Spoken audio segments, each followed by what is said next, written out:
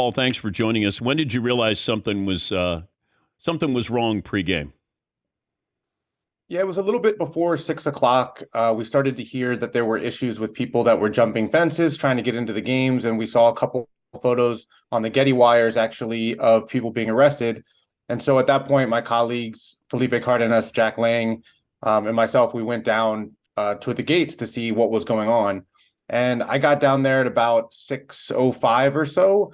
And right around when I got down there, they closed the gates. And at that point, you're kind of thinking, okay, they're going to try to get control of this situation. But very quickly, within a few minutes, I realized that the decision to close the gates was going to be one that made the situation worse, not better. And I didn't go back upstairs until, well after 8 p.m.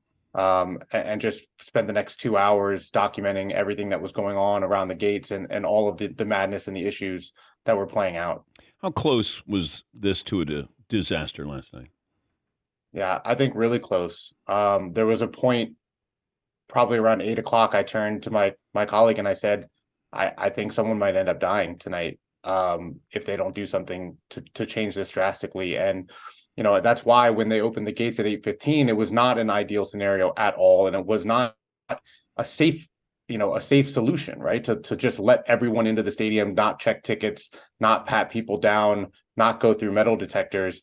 But I felt it was the only solution. The people that were crushed up against those gates had been there for hours. The temperatures were in the 90s. It was my hottest day here in South Florida of the 5 days that I was here in the lead up to the game.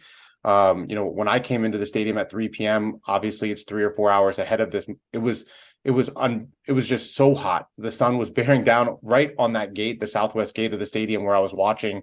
And I was thinking to myself, I wasn't surrounded by anybody at that point, and I came in soaking wet with sweat. And hours of watching people come through the gates, having fainted, being carried in unconscious, kids coming in completely red, soaked, their t-shirts soaked in sweat, crying.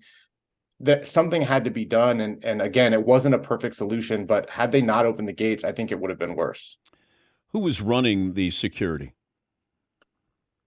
Well, the logistics of this tournament were run by CONMEBOL, the Association of the South American teams that puts on the Copa America. The last time Copa America was here in the United States was 2016, the Copa America Centenario. That tournament, a lot of the logistics and operations were run by Soccer United Marketing, which is Major League Soccer's marketing arm. U.S. Soccer played a big role. This time around, CONMEBOL wanted to run everything top to bottom. And, it was a little bit of a mess this entire tournament. I was there on opening night. Argentina played Canada in Atlanta. The logistics weren't great.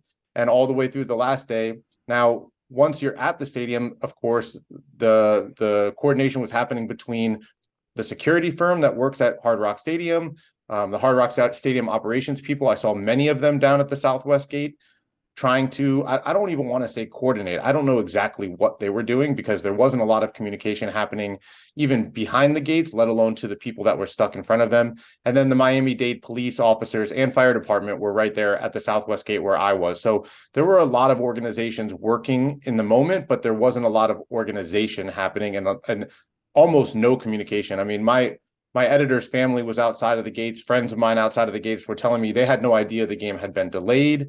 They went to get to the gate and they were within 8 feet of the gate when it closed, and then you're stuck. You can't go anywhere. And it was just a really, really dangerous situation. And I'm surprised that the organization, the preparation for this was not good enough. It was almost as if, Hard Rock thought to themselves, hey, we're hosting a soccer game, not a continental final with two of the most passionate fan bases in the world, who also happen to have enormous communities in South Florida. They were not ready for the rush of people that were going to come to that stadium.